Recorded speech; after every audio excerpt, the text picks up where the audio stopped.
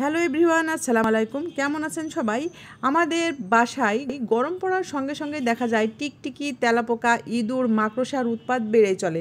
তো ঘরোয়া উপায়ে কিভাবে এদের মেরে ফেলবেন বা তাড়াবেন সেটাই দেখে নিন। বন্ধুরা, আমি এখানে এমন একটি স্প্রে আপনাদের সাথে শেয়ার করব। এই স্প্রেটি এদের গায়ে স্প্রে করার সঙ্গে সঙ্গে কিন্তু এরা মরে যাবে। তাই পুরো ভিডিওটি দেখার চেষ্টা করুন। পুরো ভিডিওর মাঝে এতটাই উপকারী একটি জিনিস লুকিয়ে আছে, আমাকে ধন্যবাদ দিতে আপনারা বাধ্য হবেন। তো দেখুন, এই স্প্রেটা আমি তৈরি করব। এটা কিভাবে তৈরি করব পুরো ভিডিওটি দেখলেই বুঝতে পারবেন। এখানে আমি ইঁদুর তাড়ানোর বা টিকটিকি তাড়ানোর উপায়ও বলে দেব। টিকটিকির গায়ে এটা শুধু একবার স্প্রে করবেন, ওরা না মরলেও ঘর থেকে কিন্তু পালিয়ে যাবে আর ঘরে প্রবেশ করবে না, ওদের গা কিন্তু জ্বলে যাবে। এতটাই উপকারী এই জিনিসটি, কিন্তু রাতেই বেশি বের হয়। তো আজকে এই স্প্রেটা আমি আপনাদের বানিয়ে দেখাচ্ছি এবং প্রমাণসহ দেখিয়ে দিচ্ছি যে কিভাবে কত সহজেই তেলাপোকা, পিঁপড়া, টিকটিকি, মাকড়সা মরে যায়। তো আমি এখানে টিকটিকি মেরে দেখালাম, পিঁপড়া তো মেরেই দেখালাম, তাছাড়া এখানে মাকড়সা মেরেও আপনাদের দেখাচ্ছি।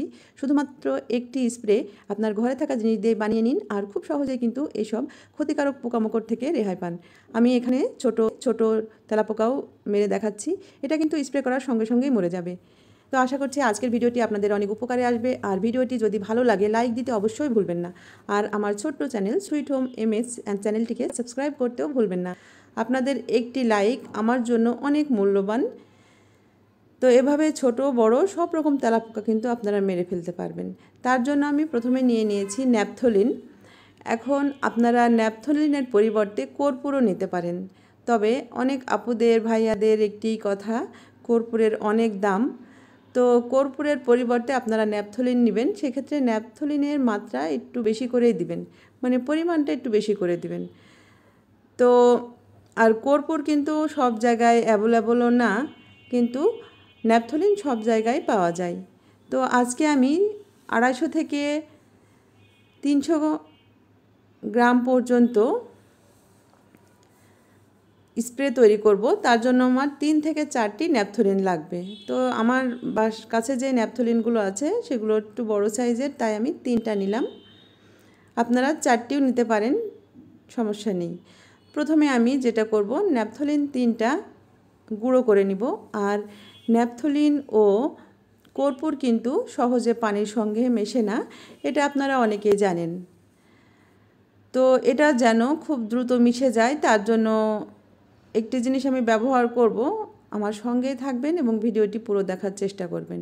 এখন আমি ন্যাপথলিনটা খুবই সুন্দর করে গুঁড়ো করে নিচ্ছি। এটা কিন্তু খুবই ভালো করে গুঁড়ো করে নেওয়ার চেষ্টা করবেন, না হলে কিন্তু পানির সঙ্গে মিশবে না ভালোভাবে। এখন ন্যাপথলিনটা গুঁড়ো করা হয়ে গেছে, আমি একটি বাটিতে ঢেলে নিচ্ছি। এখন আপনার কিচেনে যা যা আছে সেই জিনিসগুলো দিয়েই কিন্তু তৈরি হবে আজকের এই স্প্রেটি। এখন নিয়ে নিচ্ছি একটা গোলমরিচ। এখানে প্রায় 12-14টা গোলমরিচ আছে। এটা কিন্তু সবার কিচেনেই থাকে। তো এই গোলমরিচগুলো আমি এখন গুঁড়ো করে নিব। আর যেহেতু এটা একটি স্প্রে বোতলে ভর্তি করব, তাই গুঁড়োটা কিন্তু মিহি হতে হবে, না হলে কিন্তু স্প্রে দিয়ে এটা বের হবে না।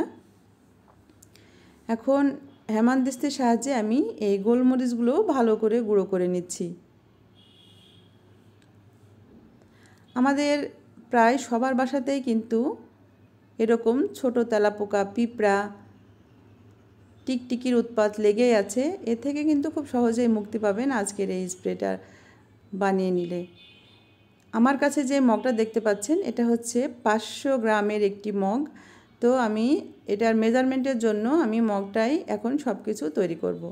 এখানে আমি 300 গ্রাম পরিমাণ পানি নিয়ে নিচ্ছি, 250 থেকে 300 গ্রাম।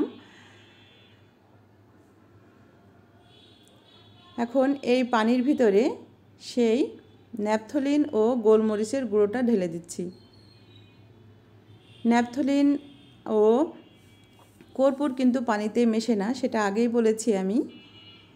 এখন একটি জিনিস আছে, সেটা দিলে কিন্তু ন্যাপথলিন পানির সঙ্গে খুব সহজে গলে যাবে। এখন এগুলো আমি ভালো করে মিশিয়ে নিচ্ছি।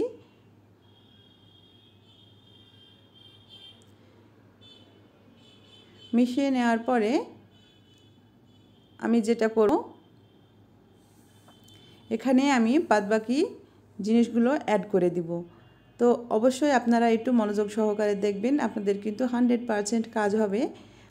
আমি প্রথমে যেটা দেখিয়েছি সব কিছুই কিন্তু একটু খুব সহজে মরে যায়। এখানে দিয়ে দিলাম 1 চামচ লবণ, যেটা আমাদের কিচেনেই থাকে, আর দিয়ে দিচ্ছি স্যাভলন। স্যাভলন দিবেন 1 টেবিল চামচ, লবণ দিয়েছি 1 চামচ, 4 চামচ, আর স্যাভলন দিচ্ছি 1 টেবিল চামচ। আর পানির মেজারমেন্টটা কিন্তু আমি আগেই বলেছি 300 গ্রাম। আর দিয়ে দিচ্ছি বড় সাইজের একটি লেবুর 3 ভাগের 1 ভাগ। যদি ছোট সাইজের লেবু হয় সেক্ষেত্রে আপনারা একটা লেবু পুরোটাই দিয়ে দিবেন। আর এগুলো কিন্তু আমাদের কিচেনেই থাকে, একটু আপনারা কষ্ট করে এটা বানিয়ে নিলে কিন্তু এই ক্ষতিকারক পোকামাকড় ঝামেলা থেকে মুক্তি পাবেন অনেকটাই। এখন এই লেবুটা আমি ভালো করে চিপে দিচ্ছি, আর ছোট সাইজের লেবু হলে কিন্তু পুরোটাই দেবেন।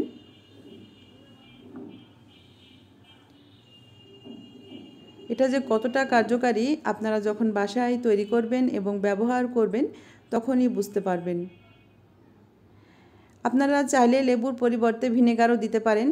ভিনেগার দিলে কিন্তু এটা আপনারা বানিয়ে অনেক দিন সংরক্ষণ করতে পারবেন, 2 মাস 3 মাস পর্যন্ত সংরক্ষণ করতে পারবেন। আর লেবুর রসটা দিলে কিন্তু খুব বেশি দিন সংরক্ষণ করতে পারবেন না, সেক্ষেত্রে আপনারা চাইলে কিন্তু ভিনেগার অ্যাড করতে পারেন লেবুর পরিবর্তে।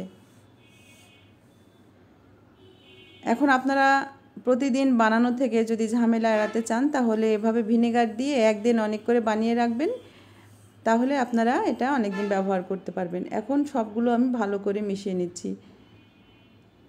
আর স্যাভলনটা দেওয়ার সঙ্গে সঙ্গে কিন্তু দেখতে পাচ্ছেন ন্যাপথলিনটা কিন্তু গলে গেছে। এই স্যাভলন দিলেই কিন্তু ন্যাপথলিন ও কর্পূর দ্রুত গলে যায়।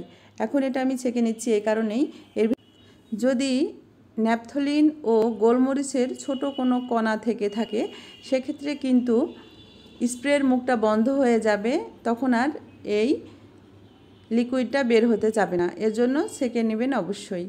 এখন আমি একটি স্প্রের বোতলে ঢেলে নিচ্ছি। এখন এটা আপনারা আপনাদের বাসায় যেখানে যেখানে টিকটিকি থাকবে গায়ে একটু স্প্রে করে দিলে কিন্তু কিছুক্ষণের মধ্যেই মারা যাবে।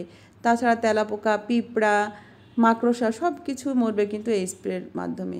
তাছাড়া আপনাদের যাদের বাসায় ছারপোকা আছে, যেখানে ছারপোকা হয় সেসব জায়গায় স্প্রে করে দেবেন, দেখবেন সঙ্গে সঙ্গে কিন্তু সেগুলো মরে যাবে। তো আশা করছি আজকের ভিডিওটি আপনাদের অনেক ভালো লেগেছে। ভালো লাগলে প্লিজ লাইক দিতে ভুলবেন না এবং আমার চ্যানেলটি সাবস্ক্রাইব করতেও ভুলবেন না। আর এরকম নতুন নতুন টিপস পেতে আমার পাশেই থাকবেন, আমার সঙ্গেই থাকবেন। সবাইকে ধন্যবাদ। আল্লাহ হাফেজ। আসসালামু আলাইকুম।